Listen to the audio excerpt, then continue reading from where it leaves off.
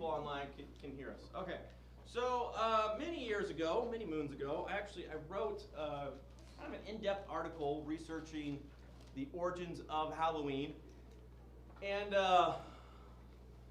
due to a dropped computer, I no longer have that article. But there's a website called Brothers of John the Steadfast. It's an LCMS website. There's somebody else that did a really good one back in 2013, 2012, something like that. 2012. So I have that in front of me.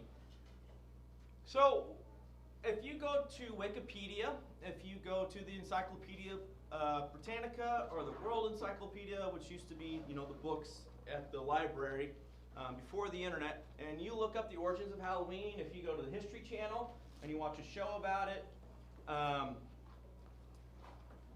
if you look up newspaper articles on it, they're all going to tell you the same thing. Druids.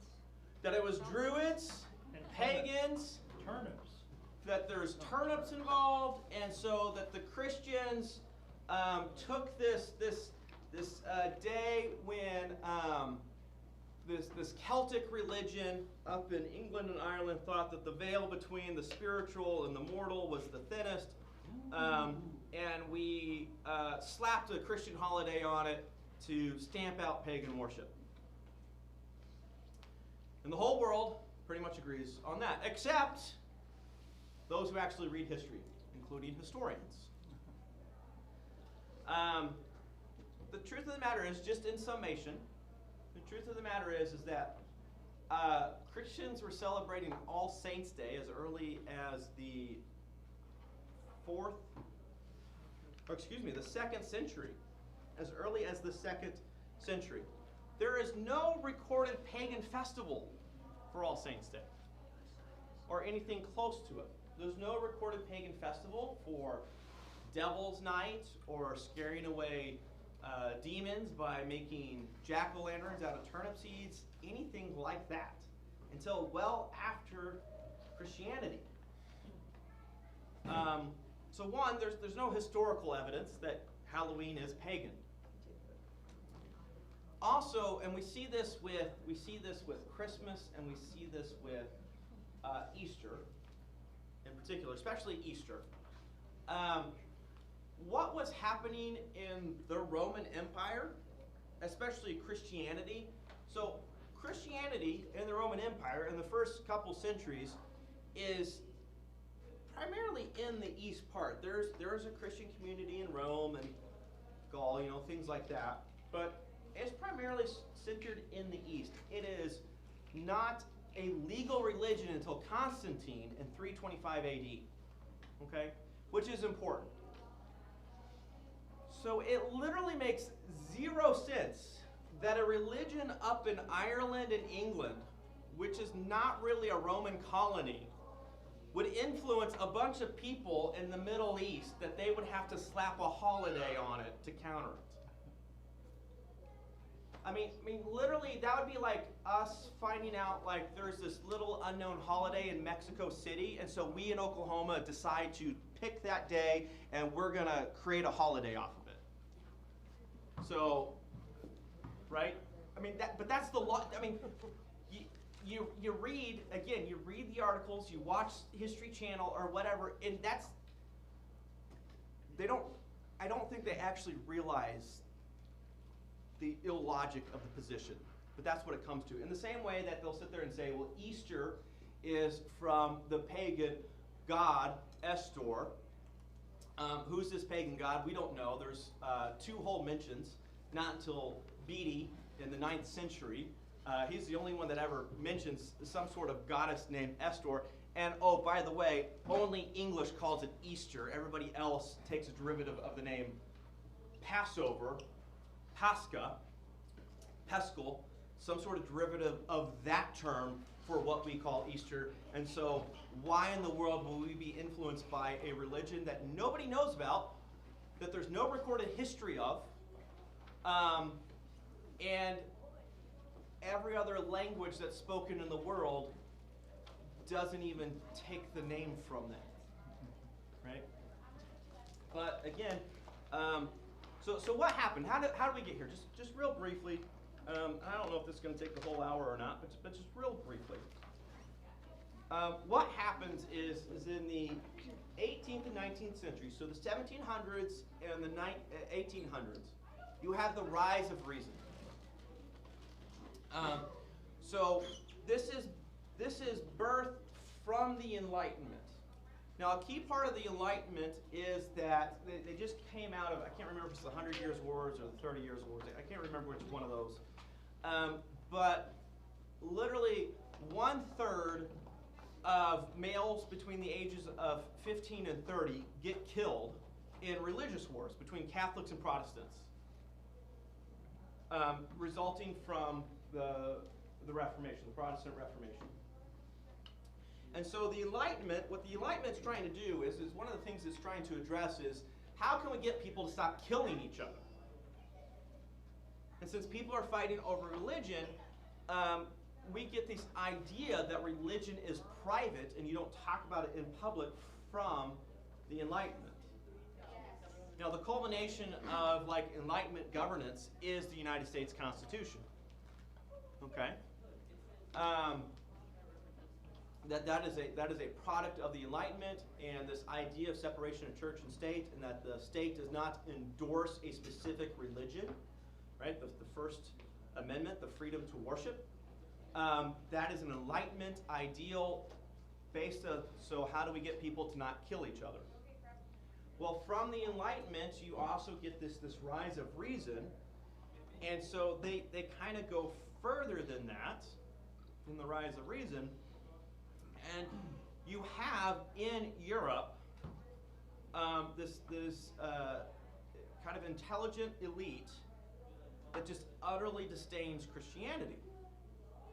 And because they're so smart, and everybody else in the past was a big dummy, they posit forward this evolution of reason, evolution of religion, basically, an evolutionistic view of religion. So again, what's evolution? Survival of the fittest. Everybody starts out at one species, and then it splits away, and that's how we have all the species that we have today. So they approach religion the same way, and so they read the Old Testament and they say, oh, obviously Old Testament Israel has multiple gods, and then this one cult, this Yahweh cult, wins out, and they become monotheistic, right? And this which leads to Jesus. Now Jesus, we know miracles can't happen because we don't see people rising from the dead, we don't see the lame being healed, we don't see people walking on water. So that part has to be fictitious or made up, because I mean, people back then believed in demigods, Hercules and things like that.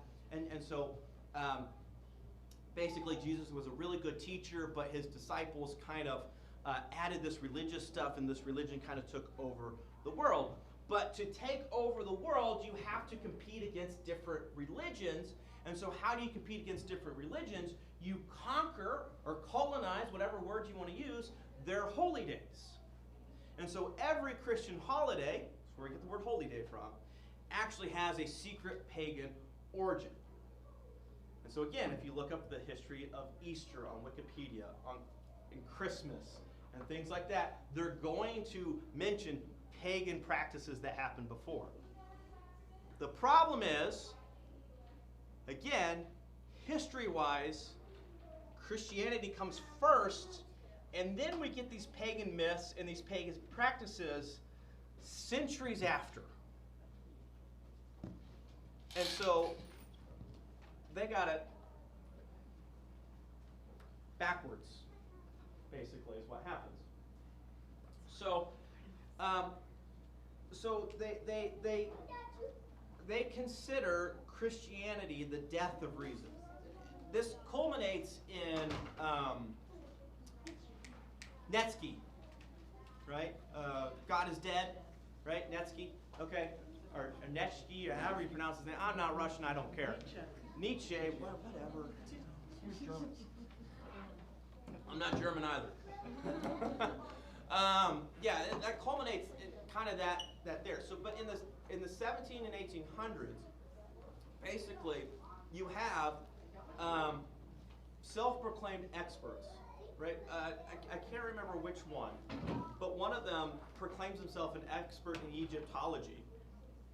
Never goes to Egypt, never studies Egypt hieroglyphics, anything like that, and basically says that Jesus is a ripoff of the Osiris cult in Egypt. What Osiris cult? Because it never existed. There's no historical evidence for it, but when you go and you look at Wikipedia and Encyclopedia Britannica, what do they reference? They reference that guy for these beliefs.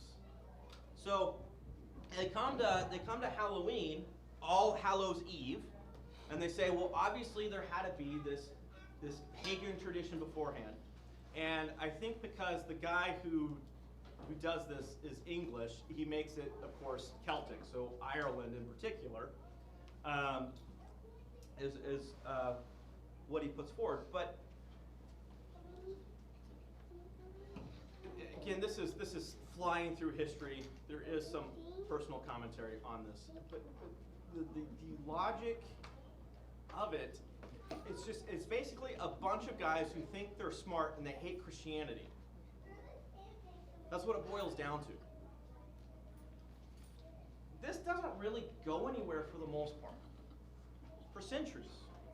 I mean, there's a few smart people in universities that believe this, and they, you want to be liked by your professors and you want to be viewed smart, so, whatever. Where this really starts to take off, in particular for Halloween, is in the 1970s, when you have New Ageism come about. And in parallel with New Ageism is you see a rise in New Paganism. It's very low, but it's there. You have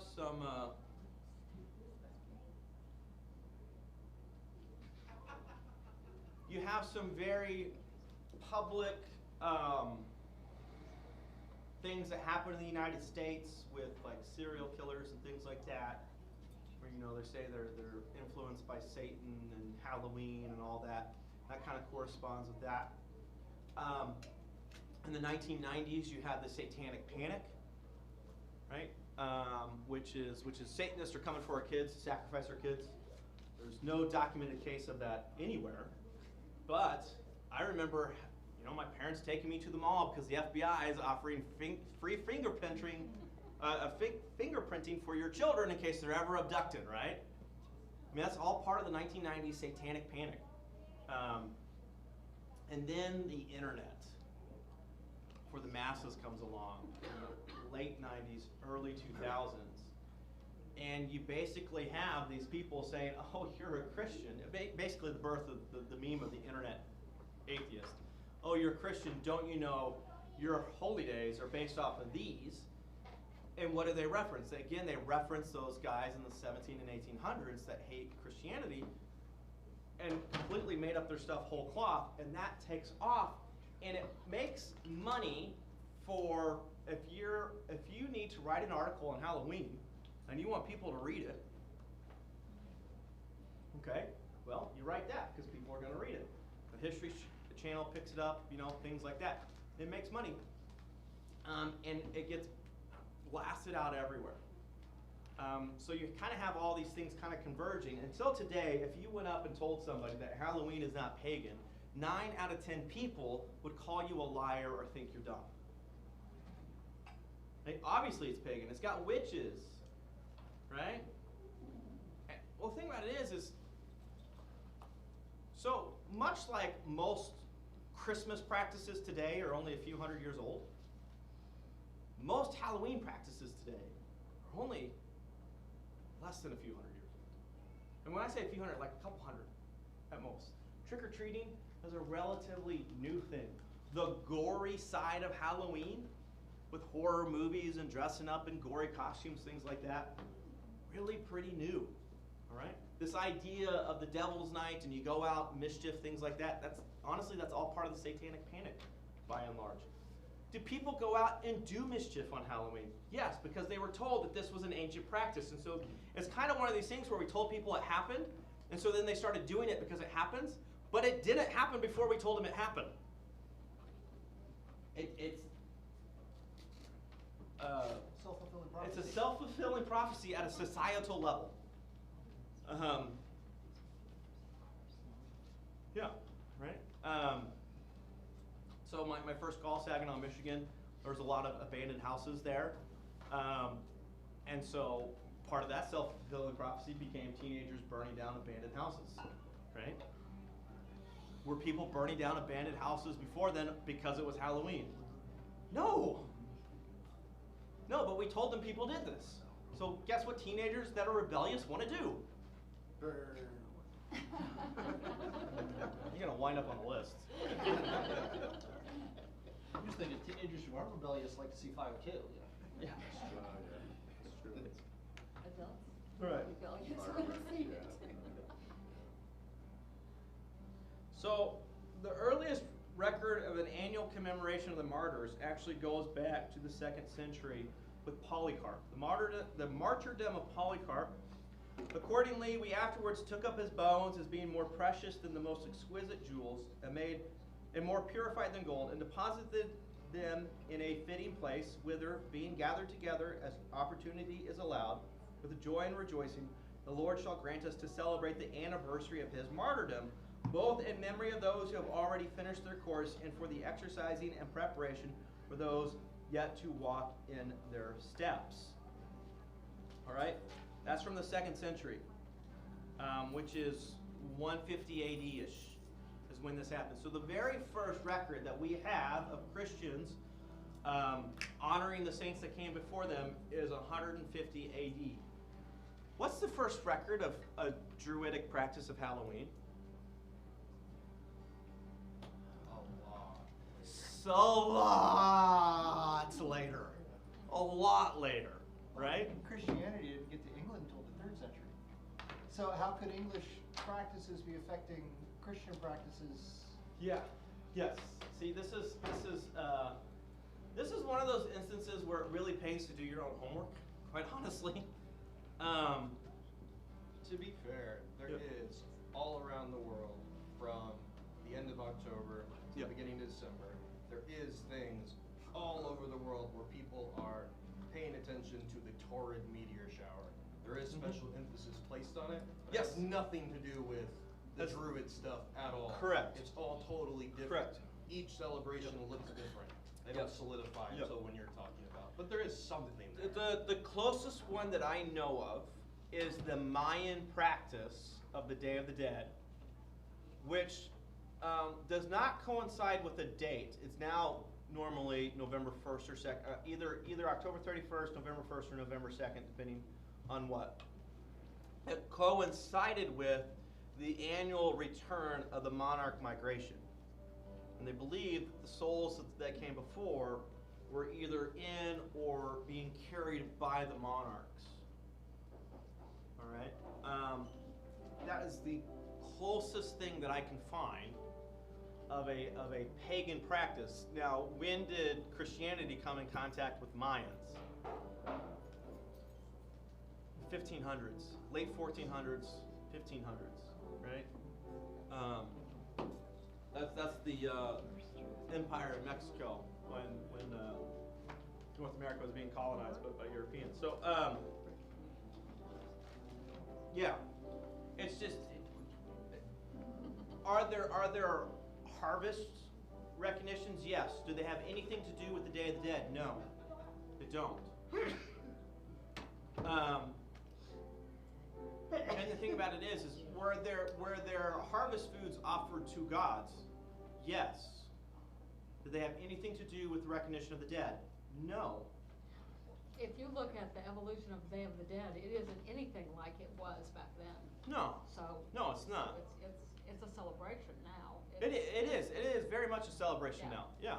And the thing about it is Mayan religion was predicated upon human sacrifice. You had to kill, you had to offer a human sacrifice every year to the sun god, otherwise he wouldn't continue to rise. And it usually was a virgin. Oh, it was very gory, very, very gory stuff. They started that way. Yeah.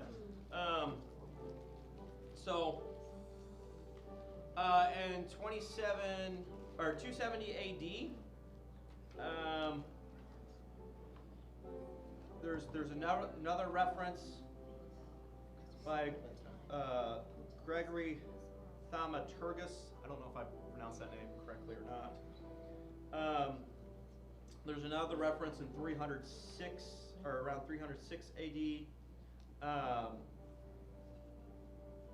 But basically, what I'm saying is Christians were doing this for centuries beforehand.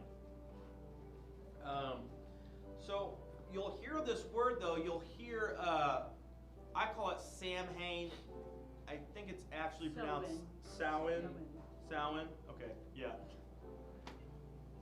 My gosh, what we do with English. Well, there's a whole generation of us who know it as Samhain because of the real Ghostbusters cartoon in the 80s. We had a bad guy named Samhain. Yeah. But it's actually pronounced sound. There's an M in there, which makes a W sound. Welcome to Gaelic languages. Yeah. Can we put it in English though? Okay. So we don't have a reference of that historically until 843 AD, when the Irish Christian bishop Oengus of Tallaght wrote about the celebration of All Saints. Okay. So we have in 150 AD the celebration of Polycarp's martyrdom and an annual commemoration commemorating all the faithful that have died before 150 AD. We don't have a record of this holiday, Samhain, until basically 843 AD. It's a 700-year difference. Like, I can't. It's just so crazy. Well, it also highlights the fact that we have a record because there were churchmen in Ireland who started recording things down, but we didn't get that record until hundreds of years later. Yes. Which suggests that we didn't have Christians in the area to be exposed to it, even if it predated the record. So, yeah. And the other thing is when was All Saints' Day observed? Well, in the first couple centuries, different areas had different dates to observe it. Then it gets celebrated in the spring. All the church celebrates it in the spring until the decree of Pope Gregory the Fourth. Gregory the Fourth moves it to November 1st. All right? When this bishop that I can't say his name, when we're in heaven, we'll be able to say everybody's names, but I can't say his name right now. When he records about Samhain, or when he records about All Saints' Day, that decree had not reached Ireland yet. So when were Christians celebrating All Saints? In the spring. Again, nothing to do with a pagan Druid religion. That, again, doesn't exist. I messed up. The first mention of Samhain doesn't come until the 9th or the 10th century, which is the 900s. So even 100 years after this, we still have no mention of Samhain. Now again, how much sense does it make to take a whole multinationalistic religion and move one date because a bunch of people you don't know that are now no longer pagans worship something on a different day? The illogicalness of this is just mind-baffling.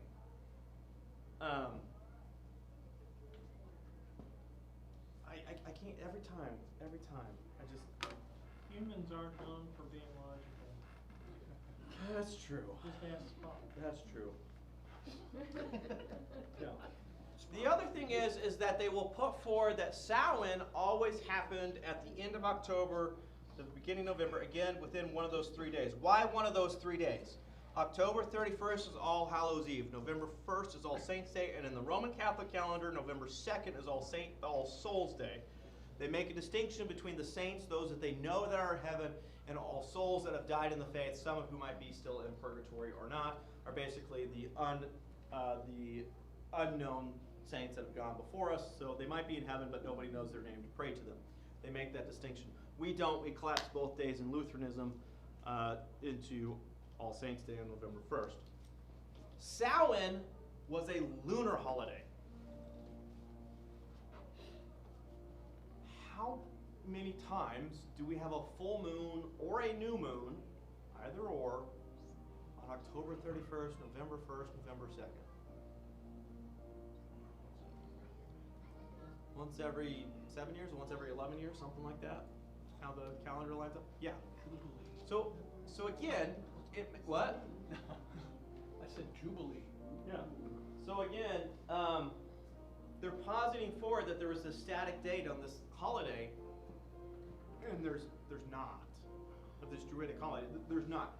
There is no relation to this. We don't know anything about Samhain. Last year, because I look at this every Halloween. Last year there was an article that was published, an academic article that was published by a lady about new practices regarding Samhain. And you read through the article,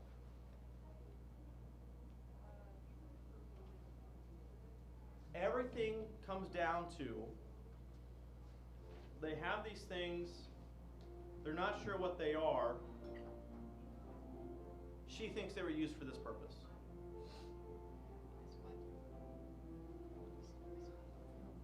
She thinks that they relate to this holiday. I mean, that's her entire evidence. Here's some things. We don't know how they were used. I think they're used this way. It was in the New York Times. One person, from one person. Yeah, it was in the New York Times. New evidence on Samhain. I don't remember the actual article headline, but I was just like, That's a credible source of information. well, I mean, and again, I mean, this lady's got a anthropology doctorate, whatever. She knows a lot more things than me. But literally, her argument, I read her paper, her argument boils down to, we have these things, we don't know what they are, this is what I think they were used for. It's just like, okay. Why can we just not say to someone that Jesus Christ came to replace every religion? I think you absolutely can. I think you absolutely can. What it is people that are antagonistic to the faith. So it's not good enough for a subset of, it's not good enough for people who are antagonistic to Christianity. So not just non-believers, but people that are antagonistic to Christianity. They cannot let you be a Christian. So they want to tear down your faith. And so they will use various means of attacking it. And one of them is to attack our holy days and saying, these are actually just pagan religion. Look how stupid you are. I mean, that's how the argument boils down that they're trying to make. And it's a way to undermine your faith. What? It's a way to undermine your faith. It's a way to undermine your faith, is what they're trying to do. You can just look at a hold of your face and say, you're the one that's dumb, because we know Jesus Christ came to replace all that. Yes. In whatever method it takes, and it's, Yeah. if you replace Yes. their holidays with our holidays. Yes, but that takes me 30 minutes to talk about that, and I want to take a whole hour. Okay. Well, I keep thinking, a good example of what you say is Watson and Crick, who got the Nobel Prize for discovering the genome. Yeah. And when it came right down to it, he said, you know, when I look at the genome and what that means, it makes me think that there had to be some sort of intelligent design. And since I choose not to believe there is a God, I believe aliens from another world came and dropped two pods off, male and female, and we all came from that. Yep. Now, if that is, yeah, and this is a guy that's got more letters after his name Yes. than all of them. Your comment about the New York Times article, the woman who, the professor who came up with an explanation for something, that's chronological and cultural snobbery. There's that either we know what it is, or if we don't know what it is, we can figure out what the reason is. There's a story I've seen about archaeologists found in Neanderthal caves these oblong things that made out of bone, and they couldn't figure out what they were for, and they were saying maybe it had, and they're like rounded on one end and sharpened on the other to kind of a point, and all this discussion. Archaeologists had no idea what it was. It's like, was this religious? Was this cultural? Leather worker said, "Oh, that's used for smoothing out leather when you're making things. I've got a drawer of them over here, all made out of bone, because stone doesn't work, it breaks, wood causes splinters, but bone gives the thing." I'm an anthropologist, I'm an archaeologist, I must know everything, and you don't even know what leather workers know. And we jump to conclusions when we don't have full information because we're stuck in our silo of whatever our academic discipline is. Yes. So let's get to some of the specific practices. Haunted houses. Anybody want to know when haunted houses started? The first recorded haunted house is from the 1970s in Cincinnati, Ohio. The Munsters? That was before my time, but yeah. We'll just rub that about. I know. What about the Christian versions? Have you guys heard of those? Of haunted houses? Oh no, Like this the is more haunted- terrifying. Well, I know. I'm just saying. I think shortly after a haunted house. Again, so in reaction to kind of the neo-paganism, Wiccanism of the 70s, you saw Christian movements to counter that. So it's going to be roughly around the same time. Yeah. I was lucky enough to get to go to that. It's awesome. Yeah. No, I wouldn't suggest that for anybody. When you're 6. Yeah. It was terrifying. All right. Jack-o'-lanterns are an American invention. We do know that from the mid-1800s. Ireland and Britain had older traditions of carving vegetables into lanterns. Those are not ancient traditions. And there is no known corollary between carving turnips and carving pumpkins between the British Isles to America. Carve what you have. Well, that's one thing. You carve what you have. I will say this. If you look up pictures of carved turnips, absolutely terrifying. They look like desiccated skulls. Okay? So I would much rather take nice round pumpkins than the turnip seed.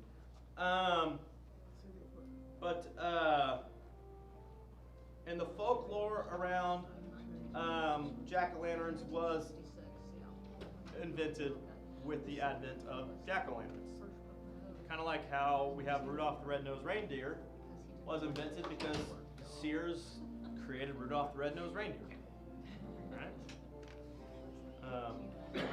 When did it come into supposed practice that they warded off spirits? So there's no, I can't, I have never been able to find primary documentation of that.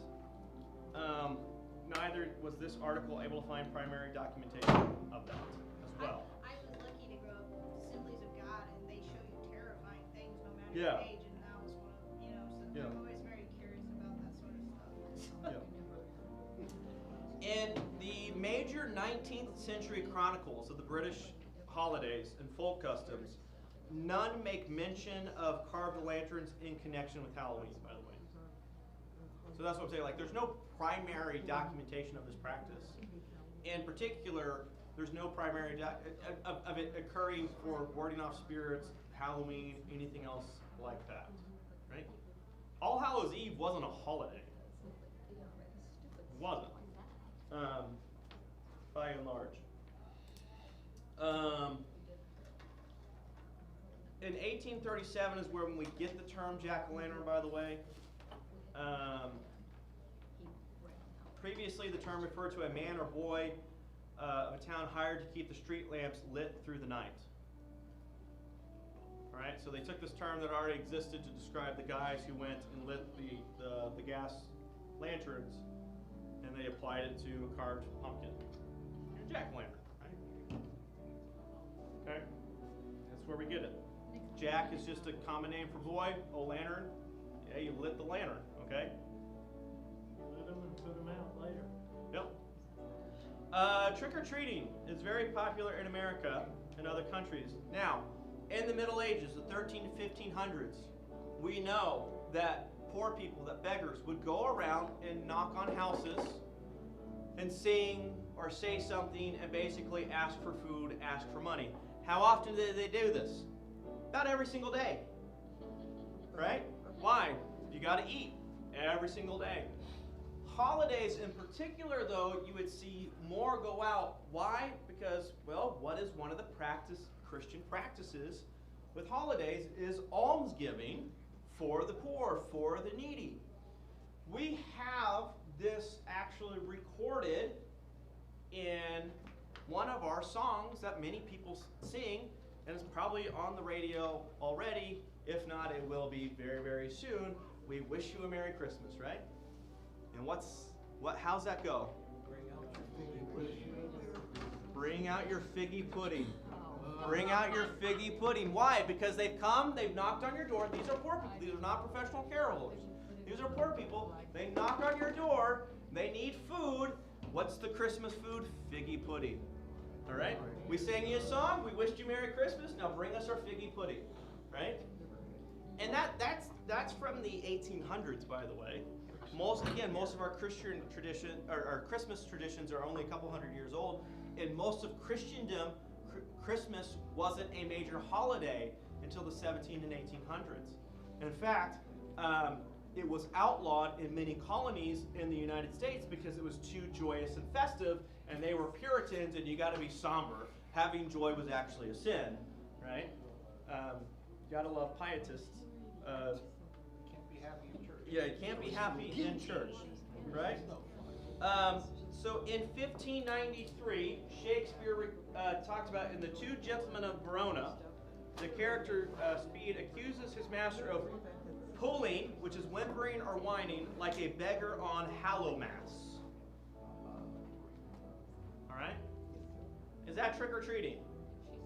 No, not the same custom, but what's in regards to? A Christian festival. Not people dressing up in scary masks to chase away evil spirits, right?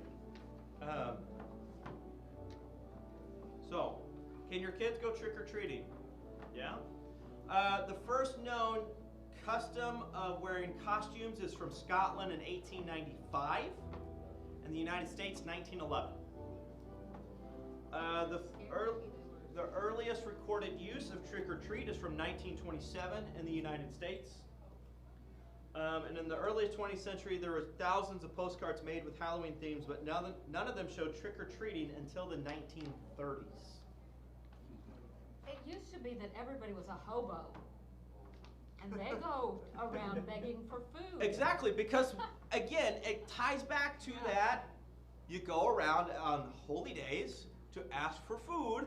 Who was the people doing that? I never remember having a scary costume.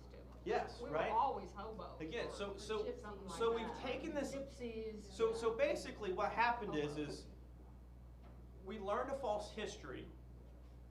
We imported it through the lens of neo-paganism, Wiccanism, and nowadays also the Satanic Panic, horror movies, things like that. And we have made Halloween something it never was.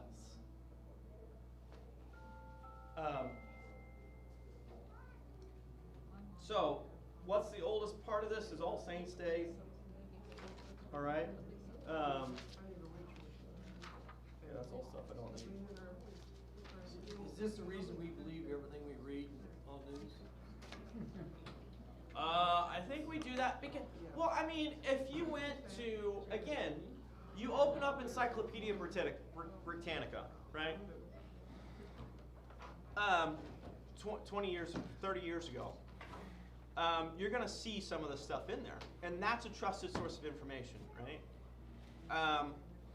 Kids today now use Wikipedia. That's a trusted source of information.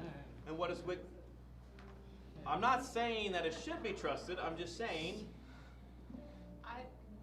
I never let them do that in school, never. Correct. Right? They couldn't cite Wikipedia. Correct. Neither could we. And back in when I was in school and Wikipedia was first coming out, Wikipedia could have a whole lot of other things. Nowadays, it is about as accurate as Encyclopedia Britannica. They're trying really hard to make sure that any claim has a reference or a citation. Right. Because they got that reputation for having Yeah. bad information, and that's not what they wanted it to be. So we have these trusted sources of information that we have been told are trusted because it's smart people that have put this together and verified these claims. Fact checkers. And they're just absolutely wrong. But it's because they've had drilled into them a wrong narrative. And quite honestly, I don't know if they have the want or the willpower to go and readdress the origins of Halloween. Yep. It's interesting to think about this because one of the complaints that's coming out about artificial intelligence and all the large language models is that they're starting to consume themselves because they're pulling the same information that they themselves created. So it's not human created content, it's artificially created content that might be wrong, which the next artificial intelligence says this is true. But Yeah. what this conversation is showing is you don't have to be artificial to make the same mistake. No. By the way, everybody, if you're afraid of AI taking over the world, just realize that AI can't come up with anything new. It can't I'm think. joking. I'm joking. I know. AI has no adaptive thought. It can't process information and come to a new conclusion. It can't take information from something that happened in the past and there's a new variable and adjust for that. Our brains do that all the time. Right? At least Christians have a way to deal with disembodied intelligences. That is true, yes. There's a long history of how to deal with those and what they are. So even if it did happen, Christians are the only ones that are prepared to deal with that adequately. Or I should say even theologians in general are the only ones. The scientists are ill-equipped. Those and whoever watched the Terminator series. Yeah, that too. Okay. So can we practice Halloween as Christians? Absolutely. Can your kids go trick-or-treating for Christmas? Absolutely. Can you hand out candy? Absolutely. If you don't want to, that's fine too. You cannot, because our culture and our society has certain beliefs about it, you can in good conscience say, if I feel like if I engage in this, I'm reinforcing that idea, so I'm not going to do that. And you can also sit there and say, hey, listen, I'm going to give candy to kids as well, because it's not anything. This falls into the should we eat meat sacrificed to idols discussion, where those strong in the faith realize it's nothing, and they were doing it, but the weak in the faith, he was tripping them up. And so, Paul's like, hey, take into account the people around you and how they perceive it and everything like that, right? And again, that whole discussion. So, I know it's a day late, dollar short, but yes, you could have celebrated Halloween. And if you want, I think we have a bowl full of candy back there. If you didn't, go ahead and get some candy as well. That's what I got for Class A. We'll take up Article 4 next week, justification. So, I'm letting you out 10 minutes early. No applause is needed, but you're welcome. The first thing about Nietzsche and not just is when you read, everybody quotes that one line. Just the rest of the context, which is basically, this is a tragedy. That we have killed God is a bad thing. Yes, because the pagan moralism that's going to follow this is where you see guys like Dawkins now realizing we at least ran into the Christians and why he calls himself a Christian. Because he's grown up in the cultural values that are informed broadly by Christianity, built upon the Enlightenment, which He did